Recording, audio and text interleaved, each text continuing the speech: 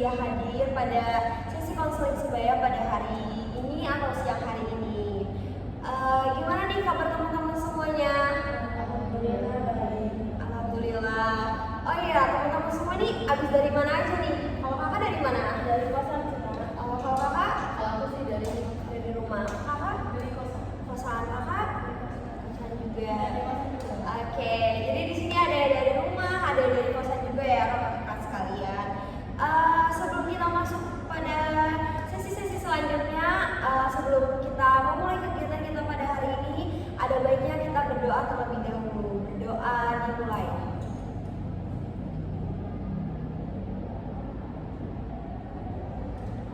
Oke. Sebelumnya udah pernah melakukan sesi konseling sebaya ini belum sih? Belum. Oke, belum pernah ya. Jadi kalau misalnya kakak sekalian tahu dari mana nih konseling sebaya ini? Kok bisa ikutan gitu kan terkait konseling sebaya ini?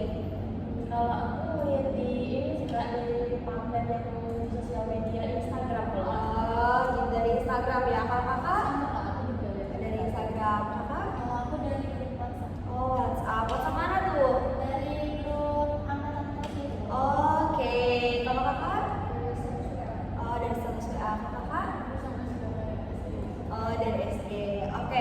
Sebelumnya udah pada tahu kan tema atau masalah yang diangkat di sini udah pada tahu kan? Oke. Tentang apa tuh kalau boleh tahu? Nah, insecure. Oke, tentang insecure benar banget. Jadi sebelum karena kakak-kakak udah sekalian udah pada tahu infonya dari Instagram, dari sosial media lainnya, juga dari grup WhatsApp gitu kan. Sebelumnya udah pernah melakukan sesi konseling sebaya belum sih? Belum. Oh, belum pernah. Oh, ini pertama kali. Oke. Jadi aku sedikit memberi penjelasan sedikit maksud dari konseling sebaya itu apa.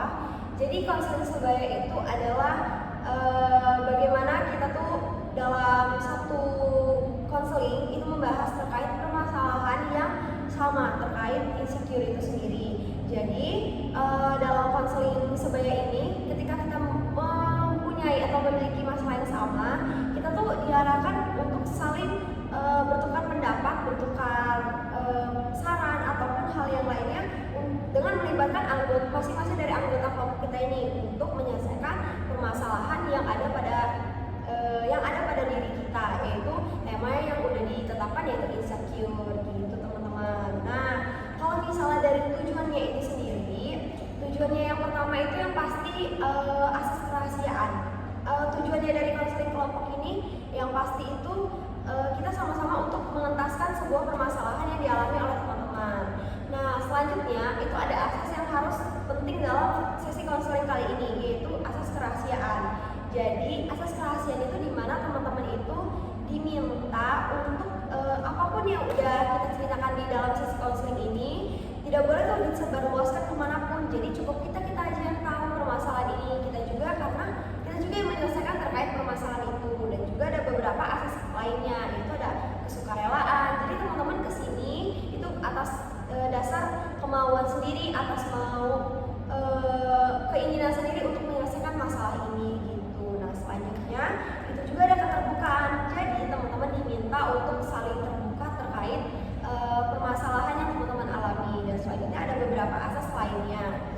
Nah, kira-kira teman-teman sebelum memasuki sesi konseling pada siang hari ini, teman-teman kita kan tadi udah menjelaskan terkait sesi konseling ini apa, konseling sebaya itu apa. Aku sebelumnya mau tanya dong teman-teman, kira-kira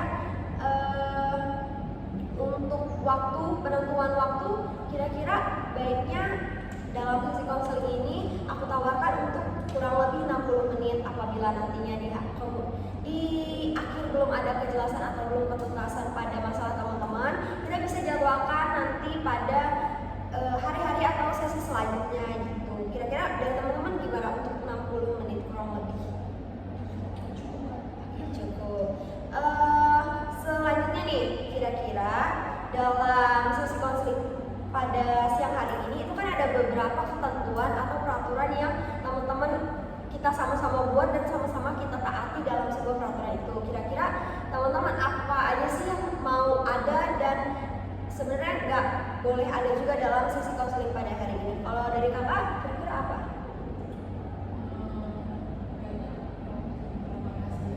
Gitu. Jadi kalau misalnya kan kita sama-sama rahasia gitu kan ya, jadi boleh saling terjaga gitu. Jadi saling menjaga rahasianya gitu ya. Nah, kalau kakak, oke, jadi saling menghargai ketika teman-temannya bercerita dengan tidak menggunakan atau membuka handphone ketika sesi konseling sebaya ya kak ya. Oke, selanjutnya kakak. Oke, terima kasih. Jadi kita sama-sama saling terbuka ya atas apa yang dirasakan atau menjadi masalah dalam diri kita. Kalau kakak? Kalau aku mungkin apa ya? Aktif, berperan aktif. Setiap anggota ikut berpartisipasi aktif dalam konseling. Oke, kalau kakak? Aku sih tidak memotong pembicaraan. Oke, terima kasih sarannya atau peraturan yang kita sudah tetapkan. Jadi sama-sama kita ketahui peraturan yang kita buat dalam konseling sebaya ini. Yang pertama itu menjaga privasi. Terus juga yang kedua itu saling menghargai dengan tidak menggunakan atau memakai handphone ketika sesi konseling berlangsung. Dan juga maaf kami tadi apa? Oke, saling terbuka. Jadi sama-sama saling terbuka terkait masalah yang sedang dialami dan juga berperan aktif terkait permasalahannya. Jadi sama-sama kita ketika ada yang memiliki masalah, kita sama-sama saling memberikan support atau sarannya. Dan yang terakhir itu Kak Riza, terakhir apa tadi Kak? Oke, tidak memotong pembicaraan. Jadi ketika ada yang sedang menjelaskan permasalahannya, kakak-kakak sekalian diharapkan atau diminta untuk kita saling-saling mendengarkan apa yang masalah Kak Riza alami. Oke, tadi kan waktu udah, terus juga kita udah terkait penjelasan udah, dan juga ada beberapa hal yang sudah kita sampaikan tadi terkait asas, tujuan, dan penentuan waktu. Nah, selanjutnya kan tadi udah ngobrol panjang nih ya. Kita ternyata belum tahu nih teman-teman namanya dari teman-teman sekalian. Kan gak mungkin ya nanti dalam sesi konseling ini kita gak saling berkenalan, bahkan kita nggak tahu nih siapa aja kan dalam sesi konseling pada hari ini dan dari mana aja gitu kan. Oke, sebelum mulai sesi konseling sebaya pada sesi selanjutnya, boleh diperkenalkan terlebih dahulu Kak namanya, terus juga asalnya dari mana. Oke, perkenalkan semuanya. Perkenalkan nama saya Dea. Saya dari Jakarta. Kesibukannya sekarang mahasiswa. Oke, terima kasih Dea. Selanjutnya Kak. Halo semuanya, perkenalkan nama saya Riza. Asal saya dari, saya kurang tahu sih namanya, tapi nama tempatnya itu Jagabaya 2. Jadi kesibukan saya untuk saat ini cuma ini aja sih, kuliah aja Kak. Oke, kuliah. Terima kasih. Jadi namanya Kak Riza. Halo Kak Riza. Selanjutnya nih Kak. Perkenalkan nama saya Nita dari Sekolah Nita. Kalau asal ini kosannya di Kampung Baru. Oke. Asalnya dari Tangerang. Oke, salam kenal Kak Nita. Selanjutnya Kak. Aku Renisa, asalku dari Karawang. Oke, halo, salam kenal Kak Renisa. Selanjutnya. Aku Nanda, asalnya dari Raja. Oke, halo, salam kenal Kak Nanda. Oke teman-teman, jadi kan kita tadi sudah bicara banyak terkait perkenalan, juga tujuan dan hal-hal yang sudah aku jelaskan. Sebelumnya aku juga mau perkenalkan diri. Nama aku Zia Amelia. Saat ini juga sama kesibukannya sebagai mahasiswi semester 6 di bimbingan dan konseling. Saat ini aku jadi pemimpin kelompok atau PK dalam sesi konseling sebaya pada siang hari ini. Salam kenal semuanya. Oke, terima kasih teman-teman semua atas kehadirannya atau partisipasinya terkait konseling sebaya pada siang hari ini. Jadi tema yang sudah kita tentukan tadi kan terkait konseling sebaya ya. Konseling sebaya temanya bertema insecure, benar nggak teman-teman? Benar. Oke, sebelumnya untuk kesiapan teman-teman mengikuti sesi konseling sebaya ini udah pada siap kan ya? Siap. Oke, siap. Jadi tanpa paksaan juga atau tanpa paksa dari orang lain kayak harus ikut dan benar teman-teman keinginan sendiri dengan dari dapat informasi dari pamflet, Instagram, atau WhatsApp lainnya. Oke, selanjutnya nih kira-kira siapa yang mau atau berpendapat terlebih dahulu menceritakan permasalahan yang dirasakan atau yang dialami? Ada yang mau terlebih dahulu? Saya mau tanya Kak. Iya, boleh silakan Kak Dea. Saya tuh kadang merasa kalau misalnya di perkuliahan atau di kelas, saya suka merasa tidak percaya diri atau bisa dibilang kayak insecure tadi karena teman-teman tuh kayak kelihatan, teman-teman kok kayak misalnya ada dosen yang ngejelasin tuh, kok mereka kayak kelihatan fokus banget kayak ngerti apa yang dijelasin dosen, sedangkan saya ini kadang kan apa yang materi dari dosen tuh saya nggak paham, tapi kayaknya cuma saya sendiri yang nggak paham di kelas itu, jadi kayak ngerasa nggak percaya diri gitu sih Kak. Oke, jadi Kak Dea ini ketika dosen menjelaskan merasa kurang percaya diri karena kan kalau percaya dirinya tuh kakak apakah materi yang dijelaskan itu kurang memahami dari penjelasan dosennya kah atau memang semua mata kuliah nih Kak? Ada beberapa mata kuliah sih Kak yang bikin saya merasa nggak percaya diri, tapi saya ngeliat teman-teman yang lain tuh kok kayaknya bisa udah paham gitu sama materi yang dijelaskan sama dosen, sedangkan saya tuh kayak susah banget nangkep apa yang udah dijelaskan sama dosen.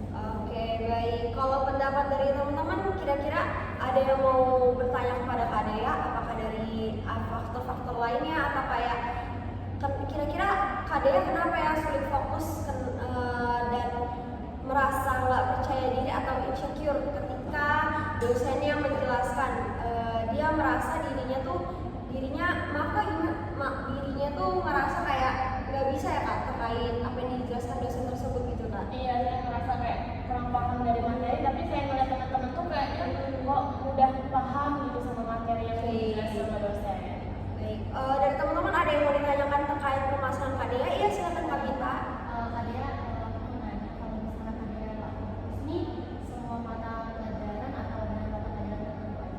Ada mata pelajaran tertentu aja sih Kak, kayak misalnya mata pelajaran yang mengharuskan untuk hitung-hitungan, terus kayak mata pelajaran yang apa ya, yang sifatnya ya hitung-hitungan sih Kak, terutama menurut saya. Oke, jadi kalau Kak Dea ini kurang percaya dirinya ketika mata kuliah yang berhubungan dengan hitung-hitungan gitu Kak. Untuk kuliah sendiri tuh apakah setiap harinya berhubungan dengan hitung-hitungan atau hanya ada beberapa mata kuliah aja gitu Kak? Hanya ada beberapa mata kuliah aja sih Kak. Kebetulan saya dari prodi geografi, jadi kan ada beberapa mata kuliah yang harus hitung kayak tentang skala, tentang itu pokoknya banyak yang hitung-hitung, tapi nggak semua mata kuliah yang gitu. Oke, jadi dari Kak Dea-nya ini sendiri ketika hanya ada beberapa aja nih yang menjadi permasalahan ketika Kak Dea ini merasa percaya dirinya bagian hitung-hitungan. Kalau dari teman-teman ada yang mau tanya lagi nggak sih sama Kak Dea? Kak Dea kira-kira apa aja sih faktor-faktornya kalau bisa merasa nggak percaya diri? Apakah ketika di kelas itu teman-temannya tidak memberikan kesempatan Kak Dea untuk berpendapat atau gimana nih Kak? Nggak dibilang nggak memberikan kesempatan, nggak juga sih Kak, tapi kayaknya mereka tuh kayak kelihatan ambis banget gitu loh. Kalau misalnya ada mata kuliah yang hitung-hitungan itu mereka tuh kayak rebut-rebutan gitu, siapa pokoknya mereka tuh kalau bisa harus kelihatan sama dosen tuh mereka bisa nangkep materi itu dengan mudah gitu, jadi mereka rebut-rebutan gitu buat ngejawab pertanyaan dari dosen. Oke, baik. Terima kasih Kak Dea terkait penjelasannya apa yang dirasakannya. Kalau dari Kak Riza sendiri gimana Kak? Hal apa sih yang menjadi insecure bagi Kak Riza itu sendiri permasalahannya? Kalau aku sih lebih ke fisik ya Kak. Ya. Soalnya tuh kayak selalu nggak percaya diri kalau keluar dengan kondisi wajah yang berjerawat gitu. Ya. Jadi makanya aku kayak kadang pakai masker gitu, kalau aku lagi bermasalah aku sering ke kampus tuh pakai masker karena aku nggak percaya diri gitu. Oke. Sebelumnya ada hal yang membuat Kak Riza atau permasalahan atau kejadian yang pernah Kak Riza rasakan sehingga Kak Riza merasa kurang percaya diri ketika permasalahan bullyingnya tuh mengganggu tersebut. Apakah pernah kejadian yang berkesan atau tidak mengenakan bagi Kak Riza itu sendiri sehingga Kak Riza itu merasa menutup dengan masker atau yang lainnya gitu Kak?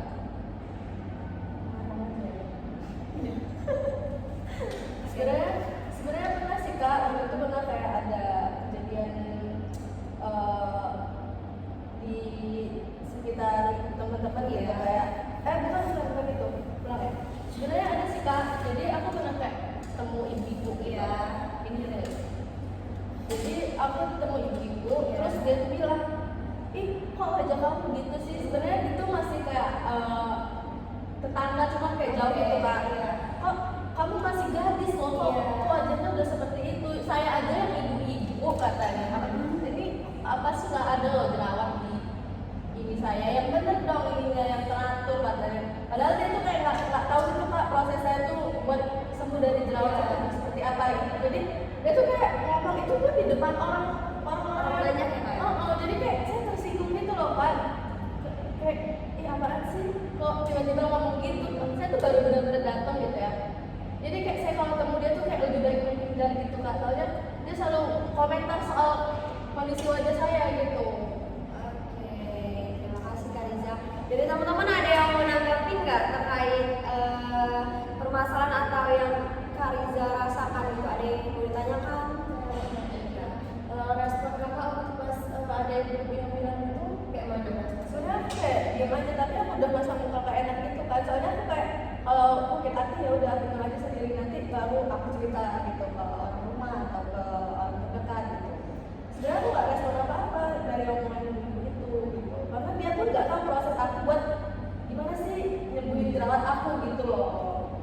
Oke, jadi kalau untuk Kak Riza selama ini apa sering ketemu ibu-ibu ibu-ibu itu kah atau emang cuma sekali itu aja kak? Sering, kalau misalnya saya pulang gitu ya kak, rumah saya kan ada di Lampung Utara. Iya.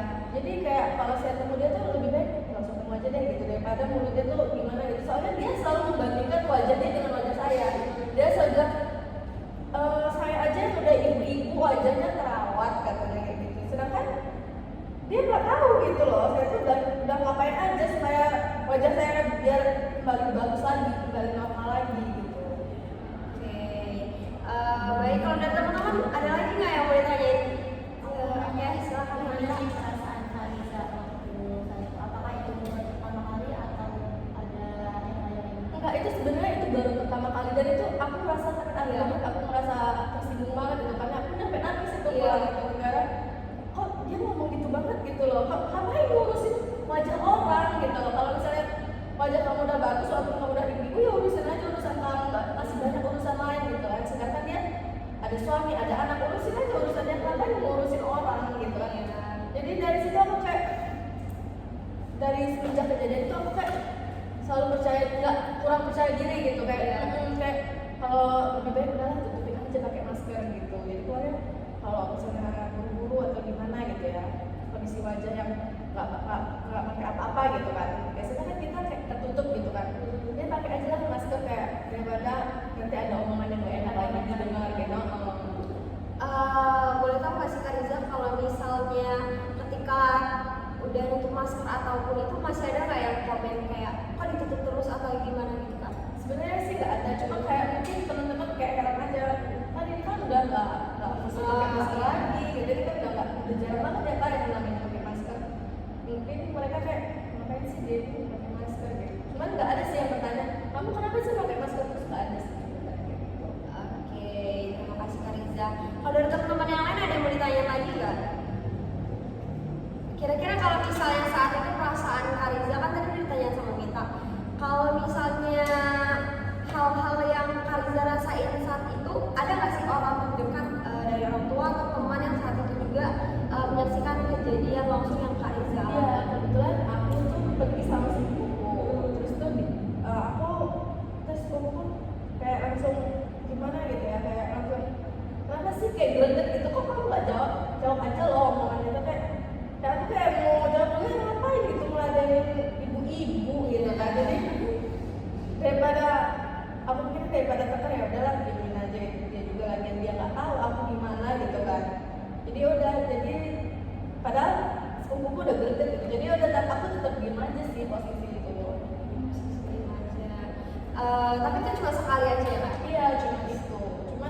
Cuman pasti kalau aku ketemu sama ibu gitu ya, dia selalu bilang, kok muka kamu gitu sih gitu. Jadi semenjak kejadian itu kan aku kayak selalu menghindar, tapi kayak kadang sengaja nggak ketemu dia, tapi dia tetap dia ngomong, kok gitu sih ini mukanya, kok jerawat kamu banyak sih gitu. Oke, kalau respon dari orang tua atau selain sepupu posisinya. Terus tuh kayak ibuku jadi ngasih semangat lagi gitu, kayak ya udah nanti kita ke dokter lagi gitu, kita berobat lagi gitu. Kayak nggak usah didengerin katanya kan, udah mendingan kok, udah nggak separah dulu katanya, kayak yang yakinin gitu lah, kayak supaya aku kayak biar percaya diri gitu kan. Cuman tetap aja walaupun aku tenang gitu ya, cuman kayak omongannya tuh selalu terberat. Aku aja, saya aja ibu-ibu mukanya terawat, masa kamu yang gadis mukanya kayak gitu. Dan selalu kepikiran itu, jadi faktornya pemicu buat saya jadi pede, insecure gitu kan. Parah itu ya Mbak. Omongannya tuh kayak enak banget. Terus kenapa? Itu pas waktu sekitar semester 3 atau 4 gitu ya. Sekarang Sekarang udah semester 6 sih Kak. lama ya. Iya, Berarti untuk saat itu perasaan kan tadi pastinya cukup mengganggu kan. Kariza sampai menutup diri, nggak percaya diri gitu kan. Kalau selama ini apa aja sih progres atau perkembangan yang Kariza lakukan atau lalui untuk bilang kalau ke ibu tersebut kayak wajah itu kan beda-beda ya pastinya, kayak ya untuk ngasih tahu lah atau seenggaknya untuk menjawab omongan dari ibu itu, kayak hal apa yang udah Kariza lakukan? sebenarnya saya nggak ngelakuin apa-apa sih Kak, cuman saudara saya yang bilang katanya kalau misalnya kayak ibu tuh mulutnya dijaga gitu, karena si aku ini orangnya tersinggungan, udah sakit hati, dia sampai cerita loh ke ibunya sampai nangis. Karena kan ini tante kan nggak tahu dia kan kondisi wajahnya seperti apa, dia kan lagian beda juga, mungkin kulit tante udah tebel gitu kan, dia udah ibu gitu. Tapi dia kan kulitnya sensitif gitu, nggak kalau kena yang ini dikit langsung berjerawat, pusing dikit langsung berjerawat gitu. Dan dia juga kan tante nggak tahu proses dia buat sembuh itu gimana, seberat apa, sepanjang apa prosesnya gitu kan. Jadi mungkin semenjak dari situ juga tante-tante itu juga udah mulai mikir kayaknya. Cuman kalau aku sendiri, aku nggak pernah kayak ngomong langsung ke tante-tante ke ibu itu nggak pernah. Tapi sepupuku yang ngomong gitu. Oke, baik, berarti tindakan yang dia punya ini cukup membantu Kariza ya untuk sedikit menyadarkan ibu-ibu tersebut gitu. Kalau boleh tahu nih Kak, kalau perjuangan dari Kariza sendiri untuk menyembuhkan jerawat itu kira-kira udah kemana aja atau apa aja sih yang Kariza lakukan gitu Kak? Iya, kayak udah macam-macam Kak, apapun kayak saran orang lain ini dicoba, saran dari itu coba gitu. Jadi kayak udah coba-coba juga ke dokter segala macam tuh kayak ngaruh gitu ya, ngaruh. Cuman kalau misalnya stres lagi, begadang lagi, banyak pikiran lagi, dia bakal muncul lagi. Jadi kayak udah kesini-sini tuh Kak, kayak udahlah ngapain kayak ini banget. Tadinya kan dulu aku nggak bisa nih, harus mulus ini, harus kayak dulu lagi nih, harus nggak ada jerawat lagi pokoknya. Tapi makin kesini ya udahlah, mungkin nanti juga ini sendiri, ngapain mikirin omongan orang. Jadi kayak ya udah nggak terlalu ini lagi, nggak terlalu apa sih fokus ke situ-situ terus gitu. Jadi kayak ya udah biarin aja gitu. Tapi usaha sebelumnya tuh udah pernah coba ke macam-macam dokter Kak. Udah coba juga skincare yang viral itu kan, saran-saran dari Kak, coba ini deh, coba itu. Udah pernah juga Kak, cuman kayak itu tadi kondisi wajah kan Beda-beda ya. ada yang cocok, ada yang enggak. Sebelumnya maaf nih Kak, boleh tanya kalau misalnya awal mula bisa tumbuh atau muncul jerawat itu kira-kira dari umur kah atau ada misalnya salah skincare atau gimana nih Kak? Iya, sebenarnya aku mulai tumbuh jerawat itu SMA Kak. Jadi aku sering ada acara adat gitu ya. Jadi aku kan sering make up. Nah, jadi make up itu semenjak aku make up itu aku mulai tumbuh jerawat gitu. Terus juga setelah aku lulus SMA ini kebetulan aku ini kan tipe orang yang itu kalau kepikiran gitu ya. Aku kebetulan putus cinta. Putus cinta langsung kayak stres, galau, jadi semua jerawat itu kebetulan karena itu kan di make up itu kebetulan stres juga, ditambah begadang langsung kayak keluar semua gitu kan. Mulai dari situ aku cobain skincare. Nah, skincare-nya tuh gak fokus ke satu aja. Belum selesai satu udah ganti dan itu jadi tumbuh banyak jerawat. Tadinya tuh kayak parah banget Kak, kayak gede-gede gitu, kayak mana orang pun ngeliatnya mungkin kayak gimana gitu kali. Kalau misalnya jerawat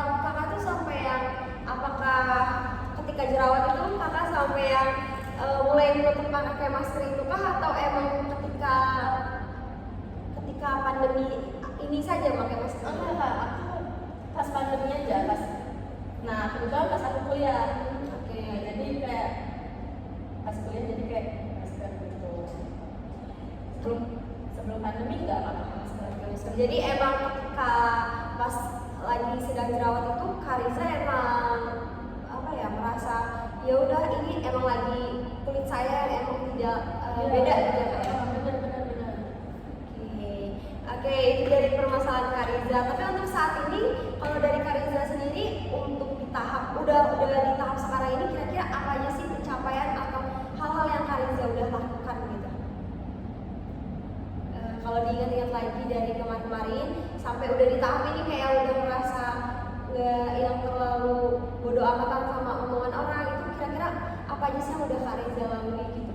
Oh, sebenarnya udah nyampe di tahap ini kayak udah berat banget sih kak. Cuman kayak udah harus lebih bersyukur aja sih kak sebenarnya. Kayak ya udahlah, mau kita paksain gimana juga, kalau memang kondisi wajah kita seperti ini ya nggak bisa kita paksain mulus ya, terserah jadi orang mau bilang apa, yang penting kita udah usaha biar wajah kita jadi kembali normal gitu. Jadi kayak ya udah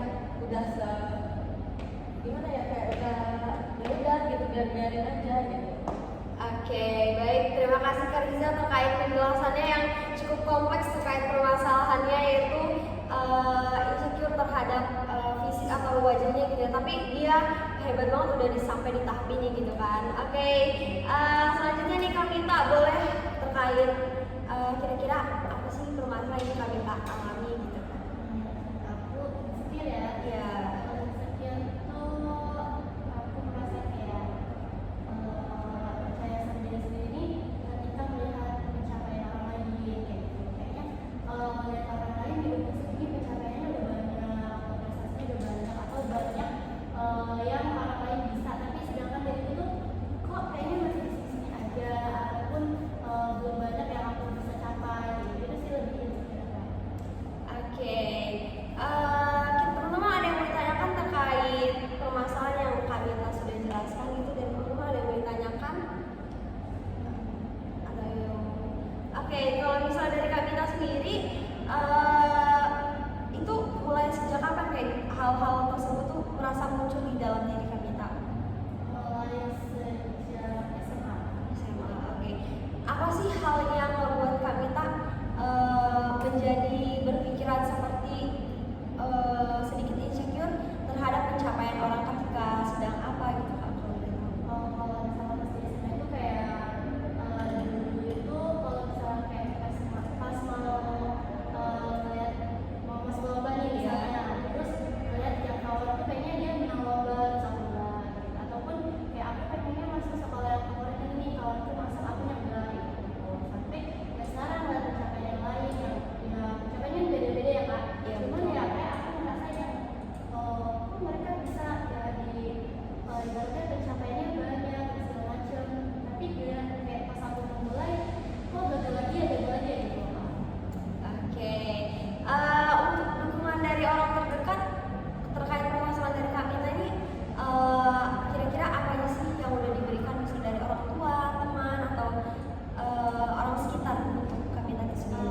Kalau dukungan tuh lebih kayak ke teman sama keluarga sih. Kalau misalnya keluarga tuh dia lebih kayak ya udah coba lagi gitu. Ya udah kalau misalnya belum bisa sekarang mungkin nanti gitu. Intinya ya jangan sampai nyerah. Oke, kalau misalnya dari teman-teman ada yang mau menanggapi atau bertanya terkait permasalahan yang sedang Kak Minta alami? Kalau dari teman-teman ada? Oke, silakan Kak Tisa. Kalau baru-baru ini itu kan tentang apa sih, kayak ini ya, aku insecure sama pencapaian orang lain kan. Kalau misalnya baru-baru ini ada nggak masalah baru-baru ini, masalah tapi tentang konteks tentang itu ya pencapaian? Ada sih kayak ya pencapaian orang beda ya, mungkin dia kayak misalnya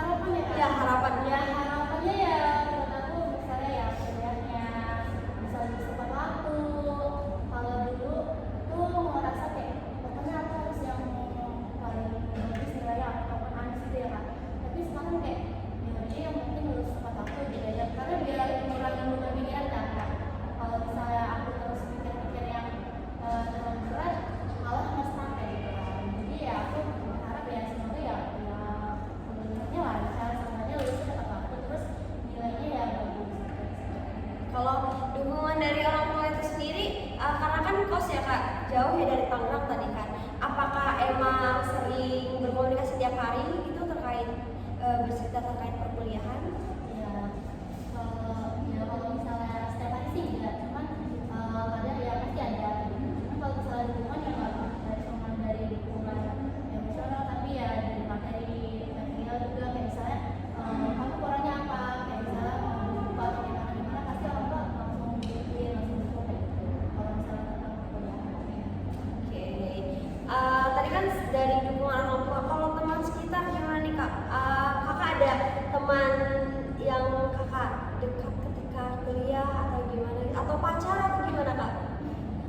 Kalau cuman ya kayak kalau dukungan gitu Iya. enggak sih kan, justru kayak hal itu yang bikin aku malah jadi gimana gitu. Kayaknya kalau misal dukungan itu yang ada malah banyak masalah gitu loh malah. Jadi hal itu malah buat aku jadi nggak semangat atau ibaratnya malah nggak bikin aku pun progresnya makin naik gitu. Yang ada kayak masalahnya ada aja, tapi bikin aku yang entah mungkin galau atau apa gitu.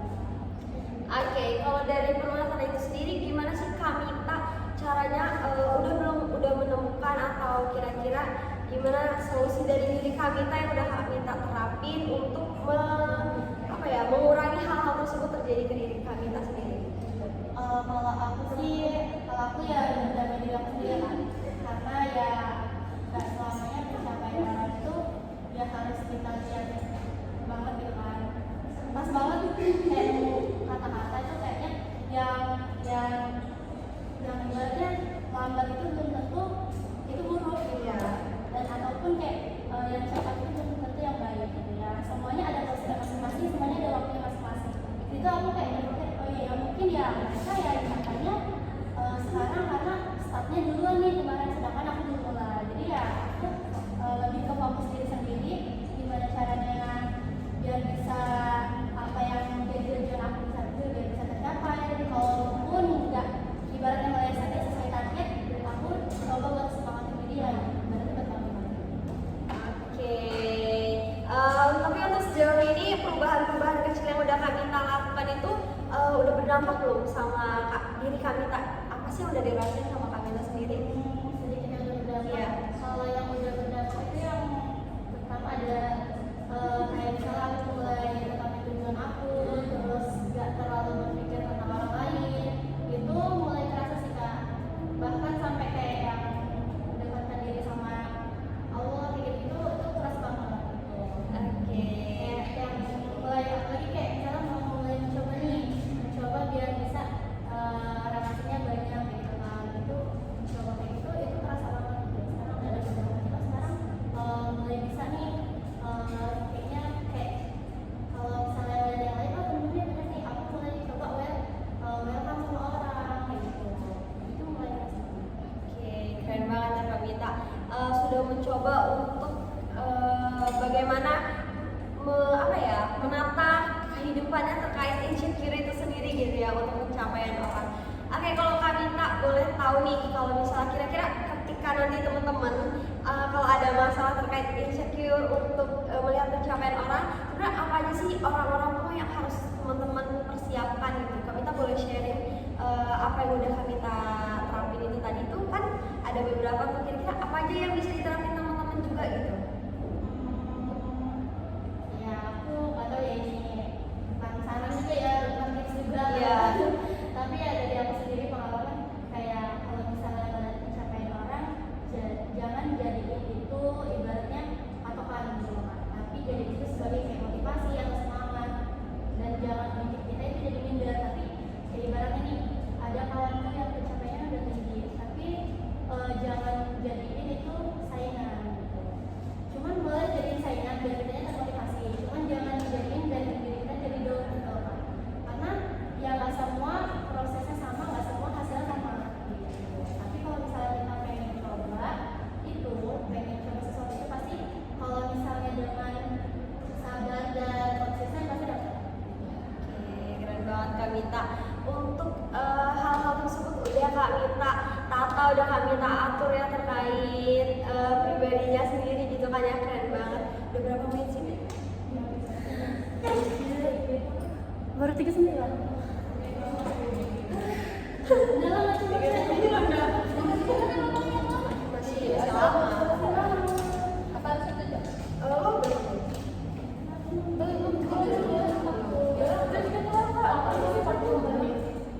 Belum ada sih, udah nggak apa-apa.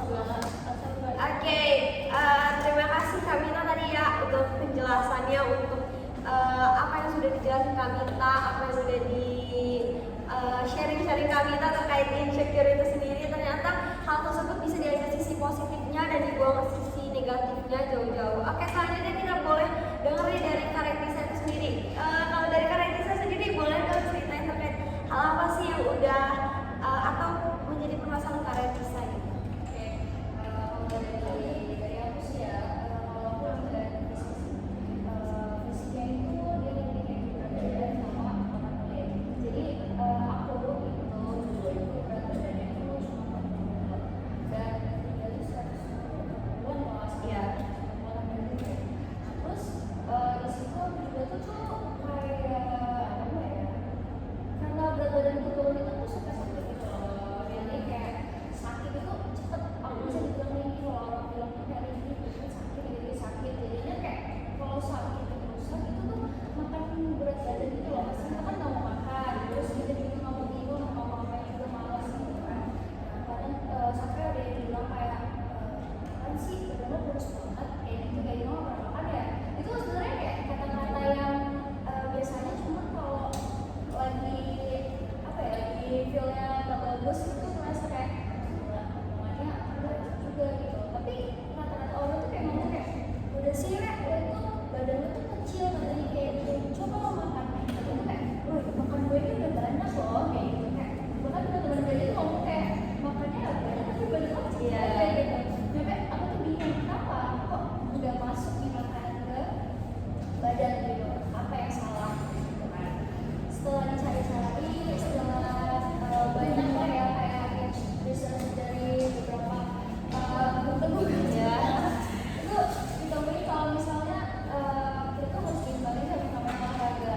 Jadi nggak cuma kita nerima aja, nggak nerima cuma makan doang, tapi kita juga harus olahraga gitu kan. Nah di situ mulailah kayak punya tekad kayak ya udah pokoknya sekarang juga harus rajin olahraga. Cobalah olahraga dari hal-hal yang kecil kayak sekedar lari. Nah bahkan sampai orang itu juga ada yang bilang bahwa lari itu bisa makan berat badan gitu, maksudnya kayak memotong bikin kurus. Bahkan sampai orang tuh kayak ngomong ah gue ini badannya udah kurus ikut-ikutan lari katanya kayak gitu. Kan kayak ya ampun kenapa gitu loh, Iya, kayak salah lagi kayak gitu kan. Terus cobalah dari lari belajar ke gym gitu. Itu kalau gym itu sebenarnya penurunan berat badan kan, cuman aku ditambah sama namanya bulking gitu. Kayak kalau aku ini ternyata kekurangan kalori dan protein gitu. Jadi kan nggak balance gitu lah, kayak kita cuma makan nasi doang tapi protein sama proteinnya kurang, kalorinya juga terlalu berlebih gitu kan. Jadinya harus dibalancein gitu. Dari situ mulai rutin sebulan 2 bulan ya mulai ya naik gitu loh. Dan itu kayak ya, seneng juga sih. Dan sekarang tuh kayak berat badannya udah mulai naik 6 kilo, 6 kilo gitu kan. Nah tapi Apa nih Kak? ada juga nih ya yang dulu tadi salah berat badan kan. Dari yang dulu itu warna kulit. Nah kenapa? Karena kalau misalnya aku tuh suka nih lari ya, jadi lari panas-panasan hajar, panas matahari hajar, pakai sunscreen udah semuanya udah, cuma kayak warna kulit tuh makin lama makin berubah gitu. Sampai ada sih orang-orang yang juga ngomong kayak apaan sih katanya warna kulit lo kok sekarang jadi teman ya gitu. Kok lo teman sih kayak gitu. Padahal mereka tuh kayak nggak tahu proses gue buat naikin berat badan, kayak lari kritik warna kulit juga kayak udah jadi kayak itu sih kayak sebenarnya kayak double kill lah ya. Oke. Kompleks juga permasalahan terkait insecure-nya Kak Retisa ini. Kalau dari teman-teman ada yang mau ditanyain nggak sih terkait permasalahan yang Kak Retisa alami? Ada nggak kira-kira teman-teman yang mau ditanyakan? Kak, kira-kira kalau misalnya udah mencoba lari kayak gitu, tadi kan sama aja ya, udah mencoba bersikap bodo amat gitu nggak Kak? Iya. Kayak Kak Riza ini ya, yang udah diterapkan gitu. Kira-kira kalau dari Kak Retisa udah nerapin sikap itu belum sih Kak? sebenarnya itu bodo amat kayak udahlah omongan orang, tapi itu pikiran juga Iya. gitu loh. Setiap mau melakukan itu lagi kayak gue teman ya, kemarin gue makin terus sih kayak gitu, terus kayak ada apa ya, kayak trigger gitu kan, kayak walaupun udah dibilang kayak ngomong nih misalnya Kapita ngomong gue lo urusan bener sih kayak ya udah bodo amat, tapi pas mau melakukan sesuatu kegiatan itu pasti kayak mikir lagi kayak gue teman ya, apa gue salah ya, apa gue jadi kayak kayaknya gue berusaha kayak gitu. Iya, ada pikiran gitu sih Kak. Kalau sejauh ini nih kak, tapi kakak tetap melakukan olahraga sama gym lari itu tetap kak? Ya tetap, karena aku juga kan juga kayak gitu kan, jadi sekarang aku kayak ngelatih terus sih gitu. Kalau misalnya boleh tahu nih kak, kira-kira kok tiba-tiba, bukan tiba-tiba ya sebenarnya, kalau misalnya kak Retisa sendiri tiba-tiba karena kak Retisa gak mau terus-terusan sakit karena berat badannya masih di stuck di 40 kilo itu ya kak ya, kenapa kak Retisa mau memutuskan untuk gue coba olahraga lari sama gym ini deh, kira-kira kayak tepat deh, atau diajak temen kak, atau emang search dari Google aja gitu kak? Tadi sih itu tadi research gitu dari Google kan, oke gimana sih cara naikin berat badan, oh ternyata dari akunya kurang kalori sama protein, gak balance gitu protein sama kalori, yang penting kebanyakan kalori tapi nggak ada protein kayak gitu. Nah terus juga sih sempat tuh diajak sama temen kayak ayo lari, ayo gym gitu, kayak dari teman-teman sekitar juga ngajakin gitu, cobain gitu. Kayak, jadi ya ada motivasi juga gitu. Oke, kalau misalnya kalian bisa untuk mengatur makan per harinya gimana tuh kak untuk menutupi insecure-nya itu gitu kak? Oh, makan ya sebenarnya Apakah tetap seperti dulu atau kayak gimana nih kak? oke, kalau makan mungkin ya dulu kan waktu 40 kilo itu makannya itu asal gitu, Iya. beli-beli aja yang penting makan gitu. Oke. Tapi kalau sekarang itu kayak lebih kayak masak sendiri sih ya, masak sendiri. Jadi kayak biasanya kan nih tumis gitu itu sayur direbus kayak gitu, telur tuh kalau digoreng kan ternyata nggak baik, semua yang Iya. goreng nggak baik, jadi direbus kayak gitu sih kan, jadi kayak makan rebus-rebusan gitu. Oke, berarti sangat-sangat hidup sehat ya kak Retisa ini sangat. Berarti untuk progres sejauh ini kak, untuk insecure yang udah kakak alami ini sebenarnya udah cukup apa ya kak? Udah cukup menutup hal-hal yang kakak rasakan atau omongan orang dulu nggak sih kak? Nah, kalau itu sih mungkin sedikit demi sedikit itu kalau untuk berat badan itu tutup ya, Iya. karena orang mungkin melihatnya kayak oke bisa nggak sekurus itu lagi dan nggak sesuka sakit itu lagi gitu kan, jadi kayak apa ya, jadi kayak masih ditutup lah ya. Cuma kalau untuk sekarang itu lebih ke warna kulitnya itu sih yang kayak lo kok sekarang hitam gimana gitu, Iya. kayak aduh gimana gitu, jadi masih ada kalau untuk berat badan itu oke lah mulai apa ya kayak diperbaiki gitu. Cuma itu kan untuk orang yang sering ngeliat aku kayak Progresnya.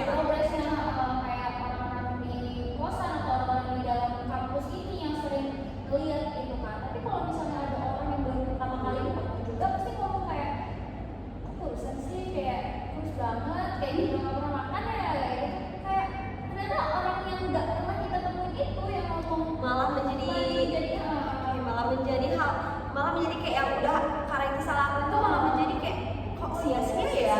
gitu, aku sia-sia ini gitu kan. Oke. Kalau dari kak Retisa tuh ketika ada orang yang nggak dikenal tuh apakah langsung menjawab kayak gue udah coba program atau aku udah coba kok berbagai cara, atau emang kak Retisa bersikap bodo amat juga kak? Oke, kalau untuk dari orang yang baru itu kan memang aku kayak enggak sih, sebenarnya makannya banyak ngomong kayak gitu, cuma ya nggak bisa minum aja kayak gitu aja sih kalau misalnya orang lain ngomong gitu. Oke, keren banget kak Retisa. Jadi kalau untuk warna kulit itu sendiri kak Retisa kan masih merasa insecure ya kak ya. Kira-kira kalau dari kak Retisa sendiri tuh apa udah nemuin juga kira-kira gue menyelesaikan masalah kulit ini dengan cara ini apa, kayak kayaknya selesai dulu yang masalah badan, kalau emang udah nggak selesai masalah berat badan kulit nah gampang lah gitu, atau gimana nih kak? Sebenarnya satu ya, kayak kalau tadi kan berat badan dia udah mulai ketemu nih jalan apanya ya, kayak penanganannya gitu kan, walaupun nggak 100% tapi kan kayak udah ada perubahan ya. Nah cuman kalau untuk yang kulit ini kayak gimana ya, mikir-mikir kayak aduh gimana harus biar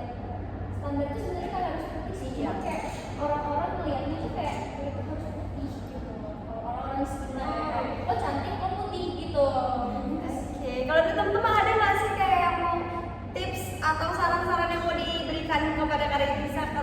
Kalau sampai sekarang ini Kak Retisa kan belum menemukan ya kayak hal-hal yang bisa Kak Retisa lakuin terkait permasalahan insecure kulitnya.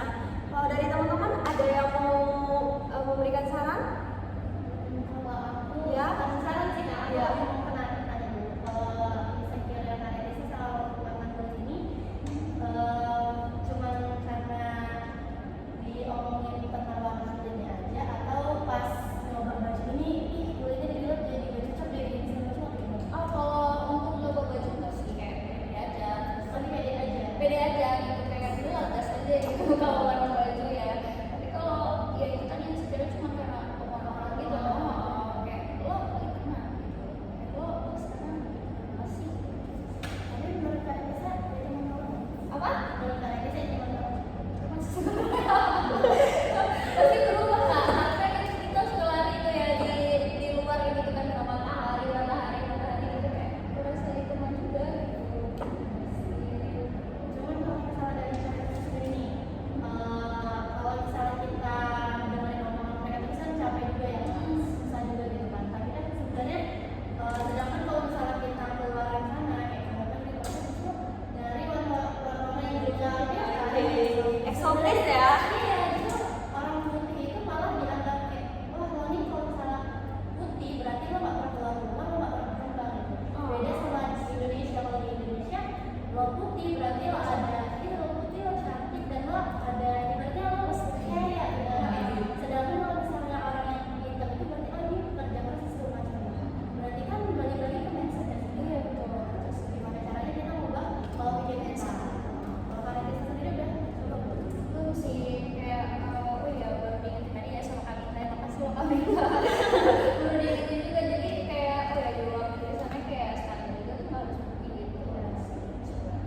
Ya, makasih ya Kak Minta dari Oke, makasih Kak Vita. Kalau dari teman-teman yang lain, kalau dari Kak Retisa, berarti penjelas apa saran dari Kak Vita bisa diterima nih Kak. Kalau dari teman-teman yang lain ada yang mau ditambahkan atau cukup nih? Oke, cukup ya. Oke, terima kasih Kak Retisa. Selanjutnya nih Kak Nanda. Silakan Kak Nanda, kira-kira apa sih permasalahan yang Kak Nanda rasakan terkait insecure? Kalau aku sih ke komunikasi Kak, misalnya kayak di kelas di presentasi kan orang tuh tujuh semua kita gitu, jadi insecure nggak pede, kayak ngomong nih bener nggak sih kata-katanya aku salah ya gitu. Kayak gini nih sekarang kan orang lihat semua nih ya, jadi kan nggak pede, terus kayak gimana ya, kayak ngomongnya tuh susah gitu.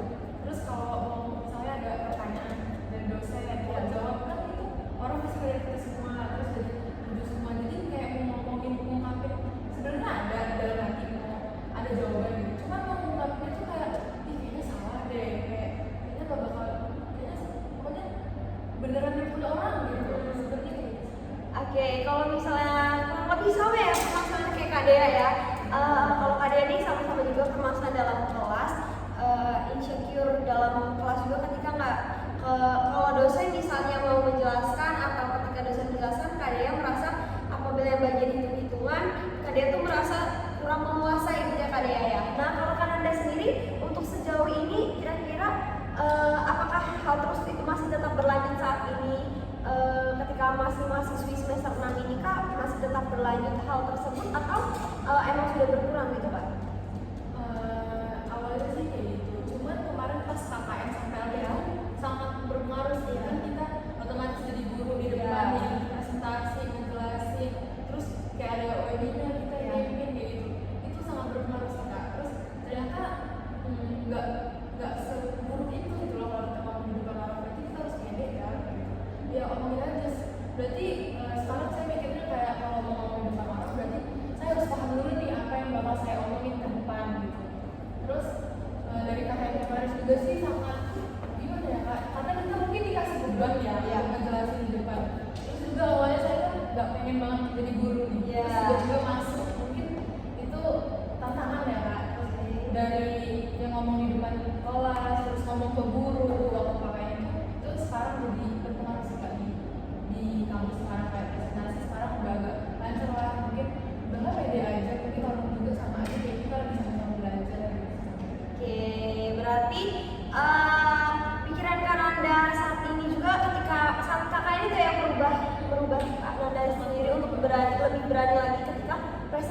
depan kelas gitu. Berarti untuk sejauh ini progres Kananda yang udah kakak lakuin tuh merasa kayak ketika di depan tuh udah merasa lebih baik gitu kan. Kalau misalnya sebelumnya, kalau lebih jauh lebih sebelum KKN itu sebenarnya apakah kakak Kananda itu sampai bergetar, ketakutan atau gimana tuh kak? Lebih grogi sih kak, mau maju tuh sebenarnya kayak udah ada kuasain materi, tapi bisa jadi pas di depan tuh kayak ngeblank tiba-tiba, terus kayak ngeliat orang, ih kayaknya orang nggak gimana ya, nggak dengerin gitu loh, takut nggak diperhatiin juga, terus takut yang diomongin kayak begini juga, terus ada tuh yang cerita sih kak sama orang yang bisa nata apa ya, kata-kata itu loh, sama banyak kayak ngomong sama dosen, jadi kayak bahasanya tuh bahasa gimana ya, bahasa ilmiah gitu. Walaupun kita kan sebenarnya yang kayak ngomong gitu, sebenarnya kita bisa juga dalam hati, cuma ngungkapinnya cara kata-katanya itu susah gitu. Oke. Ketika KKN PLP itu apakah karena keadaan Kananda merasa harus lebih berani saat itu, dan karena hanya beberapa orang saja dalam kelompok makanya harus berani, atau emang Kananda memang seperti ini bahan tepat untuk belajar untuk berubah gitu? Iya sih kak, di KKN itu kan kebetulan saya BK ya kak, terus itu waktu misalnya ada pramuka di lapangan, terus teman-teman yang lain tuh kira tuh kalau BK ini banyak permainan gitu, jadi kayak udah Nanda aja kayak BK, udah Nanda aja mimpin kan di BK banyak permainan, terus ada orang asing gitu sama BK, jadi pernah kayak kejebak gitu ya kan di lapangan, ada pramuka gitu, terus tuh kebetulan teman ketua PLP saya tuh kurang sama aja sih, komunikasinya kurang bagus, ini kurang gitu, jadi kayak di depan itu kurang, terus teman-teman itu kayak kita itu dijanji sama sekolah kayak kalian anak KKN ini ya ngurusin adik-adiknya di lapangan gitu, terus suruh kasih game gitu, dan dikasih itu, terus itu teman-teman itu langsung nonton gitu loh, terus apa namanya, guru ngomong pada siapa gitu kan, terus teman-teman langsung bilang, oh ini pak Kananda aja dari BK yang masih mimpin, jadi kan otomatis gitu kan, mau nggak mau itu tantangan gitu kak, apa nih yang bakal saya omongin di depan gitu, terus langsung aja gitu kak, kayak Spontan iya spontan gitu, kayak so asik aja, ternyata ya udah, ternyata teman-teman itu ya suka juga, ternyata bisa loh kan lo ngasih tips semuanya kayak gitu, ternyata ya udah pede aja gitu, karena dan juga nanti orangnya nggak yang kaku banget gitu loh gitu. Gimana perasaan Nanda ketika pertama kali mimpin saat KKN itu? Perasaan setelah sudah berhasil memimpin saat itu dan berani untuk maju ke depan gitu? Saya mikirnya sekarang kayak nggak pede terus lah, ternyata nggak seburuk itu gitu, pikiran kita itu nggak seburuk itu gitu, terus kayak ternyata support dari teman-teman itu juga sangat berpengaruh sih kak, kayak mikir udah sih kan bisa kok, bisa ternyata dari semua itu ya bisa ternyata. Oke, berarti kalau boleh tahu nih kak, sebelumnya ketika kelas itu kak apakah merasa kurang support dari teman-teman di kelas, atau emang merasa kurang yakin aja ketika di kelas itu? Kurang yakin sih kak, karena di kelas itu kan banyak pinter ya kak, cara ngomongnya, cara misalnya ujung pipinya itu cuma satu, cuman dia tuh bisa menjabarkan semua itu, jadi kelihatannya kayak wah keren bener nih, terus misalnya saya ini cuma bisa jelasin intinya aja, jadi nggak bisa ngejelasin secara detail gitu. Nah, ini sih sama kayak kita tadi sih, sama yang orang gimana cara dia ngatur komunikasi. Oke. Tapi untuk sejauh ini berarti progres Nanda ini udah lebih baik dikarenakan KKN dan kejadian dari PLP itu sendiri. Perasaan Nanda merasa lebih tenangkah untuk ternyata aku udah berani untuk maju ke depan di depan umum gitu kan? Iya sih kak, lebih ke tantangan gitu sih. Berarti ya tuh pasti semuanya bisa kalau dilaluin gitu kan. Kalau nggak dicoba nggak bakal bisa gitu kan. Jadi kesimpulan dari Kananda ini bisa juga dibilang kalau misalnya untuk hal-hal yang udah Kananda lakukan, untuk Kananda yang lalui udah baik banget ya. Oke teman-teman, tadi dari permasalahan yang udah teman-teman ceritakan, dan juga ada permasalahan yang teman-teman kasih saran atau kasih dukungan gitu kan. Terima kasih terkait keikutsertaan